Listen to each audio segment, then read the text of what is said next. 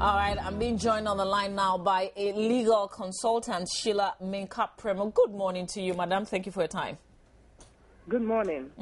So you've done a lot of work. You've actually had land-related cases, and I want you to share with us, first of all, the most common cases that have come to your attention so far.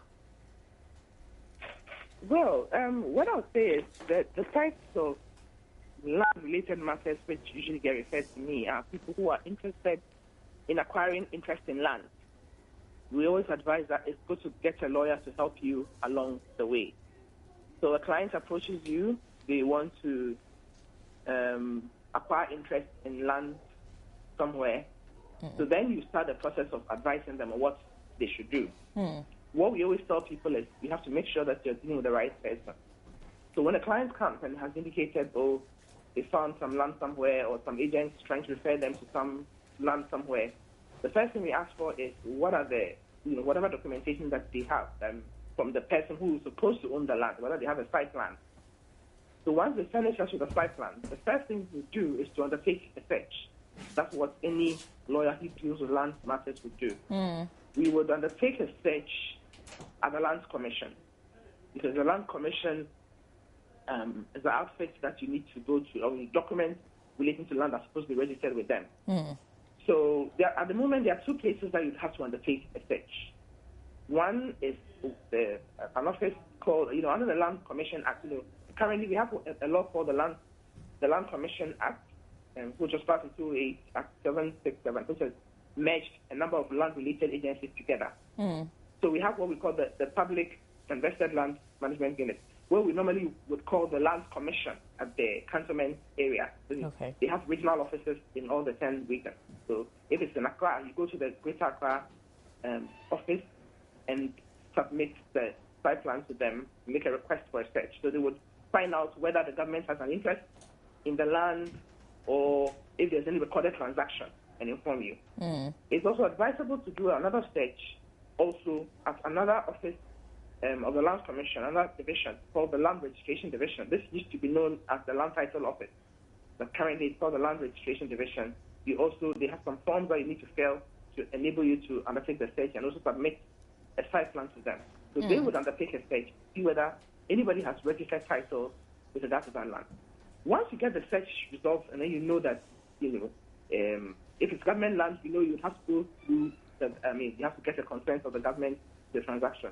If it is true land, it means that as you're doing the transaction, you also still have to submit it to the Public Invested Land Management Unit, because they would have to process what they call a concurrence from the stool. The head of the particular stool would have to give concurrence.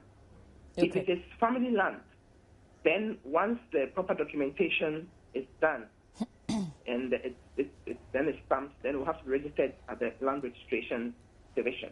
But one other key thing we always tell people, before even all the documentation is done, is having done the search and everything, you have to physically inspect the land, see whether there's somebody there. Is there an occupant? Is there somebody who's using the land? Or if it's a house, is there somebody who is already staying in? Because one needs to be very careful. If there's already an occupant in the land, and that's not the person who's selling the land or the house to you, then you have to find out from the one you're buying the property from, the status of the people there. Are they tenants? Are they licensees? Or what is their status? Because it's always better when you're buying land that you get, or a house, that you get vacant, what we call vacant possession. Okay. I mean, there shouldn't be somebody else with another interest which may conflict with yours or will give you problems. If there's an occupant, sorry. I just want to find out, can you still go through all these legal processes and end up acquiring a piece of land that belongs to someone else? Well, sometimes it's not just a matter of, once you've done the search, all the searches, and you have good results, then you know that you have a good starting point. Then you've also inspected the land or the house, and then there's nobody who is living there with what we call an adverse interest. Sometimes somebody may be selling land. There may be a number of tenants who are there, who may have an agreement with the landowner, but whose agreements have not come to an end. Under the law, they have certain rights. Okay, so you can't just say you're going to buy the land and then push them out of the property. And then sometimes you may do a search, maybe as these places have indicated, but then there's no recorded transaction. Maybe it's fine, it may not be government land, so you know you are safe, but then there's no recorded transaction. And then the person who is selling who's selling their interest and representing that they are the person is the owner or whatever it is. There may be, sometimes if there's no recorded transaction at all, you still have a little risk that somebody else may also have something. You understand? So then your investigation has to possession, issues of possession. Maybe if there are people on the land, who is it? Who put you here? Is it this person who is selling the land to me? If that same person, then you're okay. But if you find out that it's somebody, the people who are living there, maybe do not even know the one who is the person to sell the property to you, then you have to be very careful and very cautious. So there are risks all the time, especially if there are no prior recorded transactions. So you have to tread very carefully and be sure. Sometimes these things take quite a bit of time. And some people have the notion that, whilst I am going through the search and the process to register, I can start the project. Is that advisable? It is not. I always tell people, wait until we finish the paperwork before you start putting anything up. Okay. Sometimes, if the person is still very keen and things, sometimes the agents will tell you, there are other people who are interested. Then you could put, usually when people are going to do projects, there's always some, temporary wooden structure they put there, maybe for a caretaker. That one is something, if you do that, then you are not putting yourself too much at risk. Okay. If it's some little shack that you decide to put up to enable a caretaker to stay on. But to actually start your foundation and start buying expensive building materials, etc., we always tell people, make sure your interest in the land is secure before you do heavy investment on the land. So I'd always say, it's better to be cautious than to rush and then lose your investment. Okay. Does the yellow card mean anything? Well, the yellow card is simply an acknowledgement from the Land Registration Division, former Land Title Office, that they have received your document and they are processing. Okay?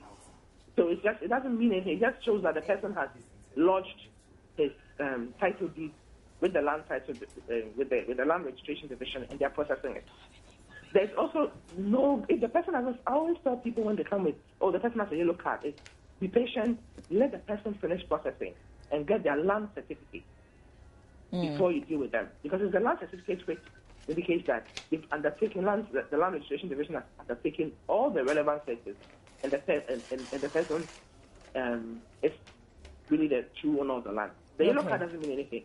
If a person may have a yellow card, there may be a second person who also has a yellow card for the same plot of land. At a point, the Land Commission, the Land Registration Division will realize that there's a clash, and then they'll call the two people and try to find out who's the real owner. So anybody, 2-3 people can have a yellow card for the same piece of land. But in the process of processing the land to issue the land certificate, it will be revealed that there are conflicts, and then it has to be sorted out. Sometimes it may not even be because somebody else has it may be something to do with the border. I have registered some pieces of land where you get stuck in the process because somebody else is also registering land, which sort of falls a bit at the edges into the land that you're registering for another person. So that's it. Once something like that happens, the Land Registration Division will pause. They will call the two parties. They will have the surveyors prepare what they call a composite plan to see which parts of each person's land falls into the other and try to resolve it. So that they are clear, because they can't register two people with with somebody else's land which eats into the other person's land. So we'll sort it out whether the parties can agree, I give this one up, I give that up. And then there's a clean boundary. And then before they can issue the certificate. Until that is sorted out, they will never issue any of them with a certificate. Okay. Finally, so the process of registering takes a while. It takes a lot of investigations. The Land Registration Division will check with the former deeds registry. They do all kinds of investigations. Call for all documents which are recited in what we call the recital, where it shows you the history of the land. We call for all those documents and be sure that the chain of ownership is real and true. Somebody may have, the father or grandfather may have owned the land passed it on to his father also passed it on to him. All those are what we call the roots of title. It should be unbroken. You see it? Okay. If there's evidence that grandfather had actually sold it to somebody else, then, the chain in terms of, so it's very, very important. Okay. Finally, if you legally own a piece of land and government decides that it has a use for the land that you legally own, can you refuse government? Well, normally, under the Constitution, the government has the right to take over land through an executive instrument, which is needed for a particular public purpose. It is needed for a hospital, a road, or whatever. And then, in the process of taking the land over, there'll be room for you to come and have your say, etc., etc. Investigations are done. People are given the opportunity to come and have their say, etc., before the process is finalized. Then you are compensated for the land which is taken. So the government doesn't take people's land without compensating them. And you'll be given a stay, etc., before the final processes are completed. Okay. All right. Thank you so much for your time this morning. And I would love that sometime you'll be able to join us in studio so we can take some phone calls with regards to some questions that people may have. But I appreciate your time this morning. Sheila Meka-Premo is a legal consultant, and we've been talking land administration. Time now for us to talk love. We'll come back and talk Valentine.